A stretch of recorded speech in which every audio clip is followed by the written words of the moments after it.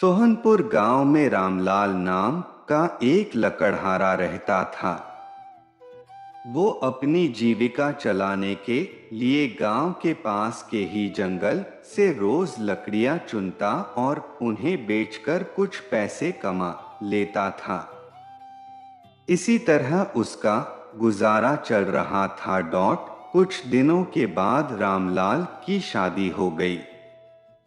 उसकी पत्नी बड़ी खर्चीली थी, इसलिए अब उतनी लकड़ियों को बेचकर घर चलाना मुश्किल हो गया था। ऊपर से रामलाल की पत्नी कभी नए कपड़े खरीदने के लिए तो कभी किसी दूसरी चीजों के लिए रामलाल से बार बार पैसे मांगती थी। अगर पैसे न मिले तो रूठ जाती। रामलाल अपनी पत्नी से बहुत प्यार करता था, इसलिए उसकी नाराजगी वो बर्दाश्त नहीं कर पाता था। रामलाल ने ठान लिया कि वो अब ज्यादा लकड़ियां इकट्ठा करके बेचेगा, ताकि उसकी पत्नी को रोज रोज पैसों की कमी न हो। पत्नी की इच्छा पूरी करने के लिए आज रामलाल घने जंगल तक चला गया और बहुत सारी लकड़ियां चुनकर बाजार में बेच दी। ज्यादा लकड़ियों के ज्यादा पैसे मिले तो खुश होकर रामलाल ने सारे पैसे अपनी पत्नी को दे दिए। अब रोज रामलाल ऐसा ही करने लगा। देखते ही देखते उसके मन में लालच इतना बढ़ गया कि उसने धीरे धीरे पेड़ काटना भी शुरू कर दिया। पेड़ काटने से और ज्यादा लकड़ियां हो जाती थीं और उसे अधिक दाम मिलने लगे। लकड़हारा हर हफ्ते एक पेड़ काटता और लकड़ियां बेचकर मिलने वाले पैसों से अपनी पत्नी के शौक पूरे करता। अब पैसे ज्यादा आ रहे थे तो घर भी अच्छे से चल रहा था। धीरे धीरे रामलाल ने पैसों को जुए में लगाना शुरू कर दिया। जुआ खेलने की लत ऐसी लगी कि रामलाल एक मोटी रकम इसमें हार गया।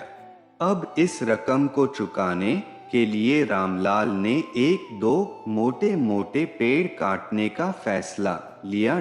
जैसे ही रामलाल ने जंगल में जाकर अपनी कुल्हाड़ी को एक बड़े से पेड़ पर चलाने की कोशिश की तो उस पर पेड़ की टहनी ने हमला कर दिया। रामलाल चौंक गया। फिर उसे पेड़ की एक टहनी ने लपेट लिया। रामलाल कुछ समझ नहीं पाया कि यह सब क्या हो रहा है। तभी पेड़ से आवाज आई, मूर्ख, तू अपने लालच के चक्कर में मुझे काट रहा है। तू सारे पैसे जुए में लुटा देता है और फिर पैसे लौटाने के लिए पेड़ काटने आ जाता है। तुझे पता है कि पेड़ कितने कीमती होते हैं।